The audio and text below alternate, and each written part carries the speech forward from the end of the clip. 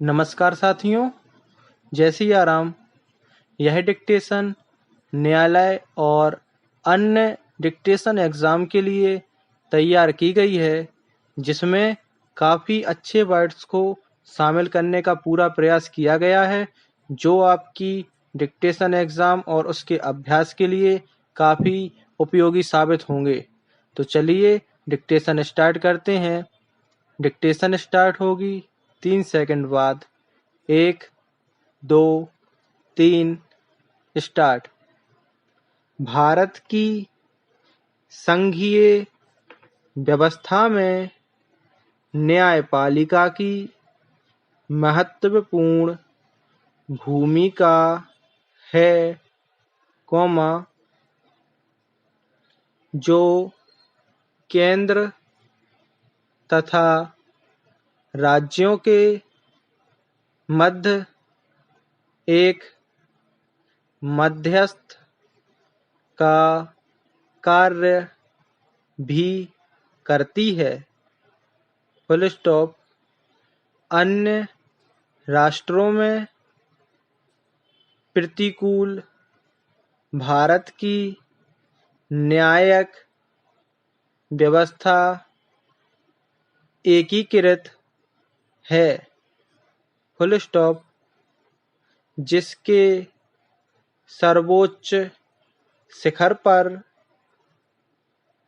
भारत का उच्चतम न्यायालय है। Full stop. उच्चतम न्यायालय की स्थापना, गठन, अधिकारिता, शक्तियों के विनियमन से संबंधित विधि निर्माण की शक्ति भारतीय संसद को प्राप्त है। Full stop. अनुच्छेद 124 के अंतर्गत भारत के उच्चतम न्यायालय का गठन एक मुख्य न्यायाधीश और 30 अन्य न्यायाधीशों से मिलकर हुआ है। Full stop. उच्चतम न्यायालय के न्यायाधीशों की संख्या अधिनियम 2008 के द्वारा वर्तमान में न्यायाधीशों की संख्या मुख्य न्यायाधीशों के अतिरिक्त 30 कर दी गई है। Full stop.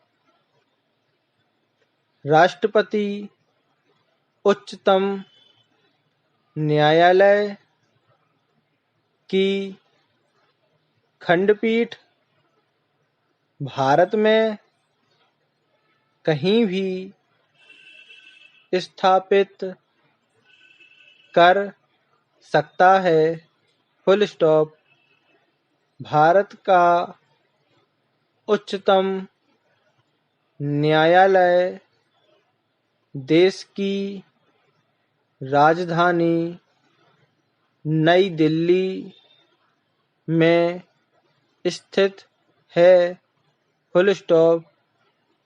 उच्चतम न्यायालय के मुख्य न्यायाधीश की नियुक्ति भारत के राष्ट्रपति द्वारा की जाती है। Full stop. राष्ट्रपति अन्य न्यायाधीशों की नियुक्ति मुख्य न्यायाधीश के परामर्श से करता है। Full stop. इस संदर्भ में राष्ट्रपति मंत्रियों तथा अन्य व्यक्तियों से भी सलाह ले सकता है। Full stop. मुख्य न्यायाधीश की नियुक्ति करते समय आवश्यक समझने पर वह उच्चतम न्यायालय एवं उच्च न्यायालय के ऐसे न्यायाधीशों से भी परामर्श कर सकता है, जिनसे कि वह आवश्यक समझे। Full stop. Paragraph change. Bharat के मुख्य न्यायाधीश को यह अधिकार प्राप्त है कि वह राष्ट्रपति की पूर्व अनुमति से उच्चतम न्यायालय के किसी सेवानिवृत्त न्यायाधीश से अस्थायी अवधि के लिए उच्चतम न्यायालय के न्यायाधीश के रूप में कार्य करने के अनुरोध करें। Full stop. साथ ही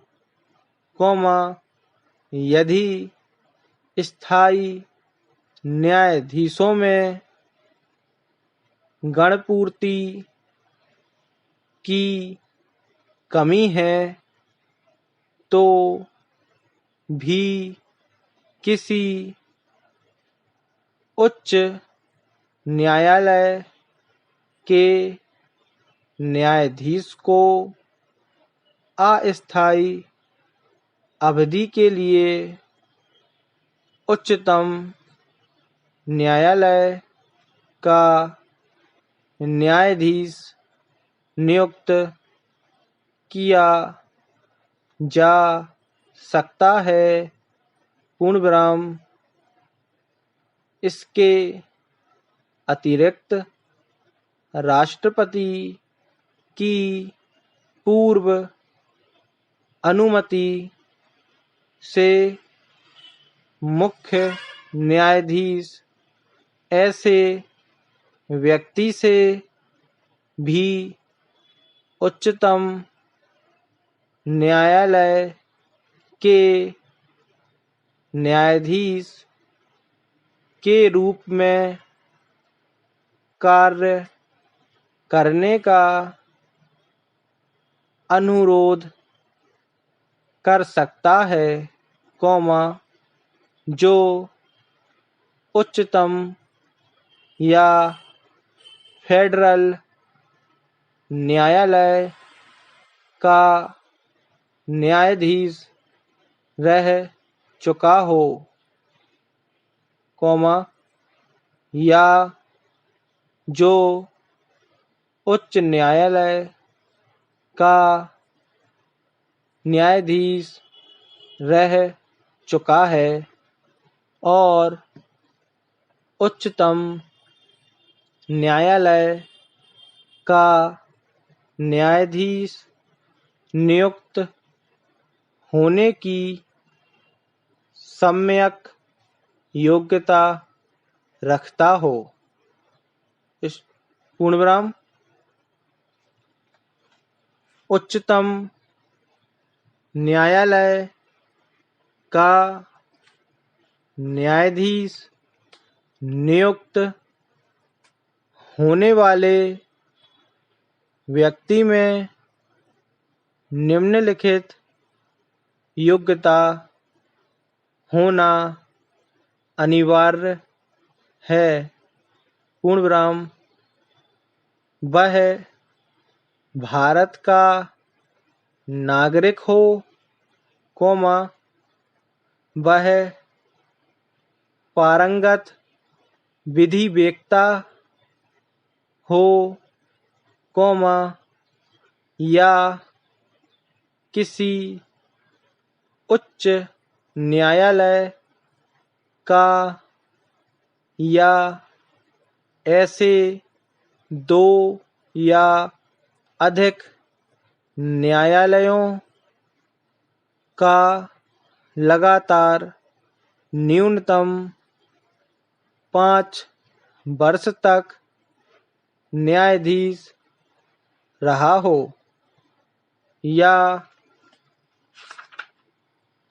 किसी उच्च न्यायालय में या ऐसे दो या अधिक न्यायालयों में लगातार कम से कम 10 वर्ष तक अधिवक्ता रहा हो,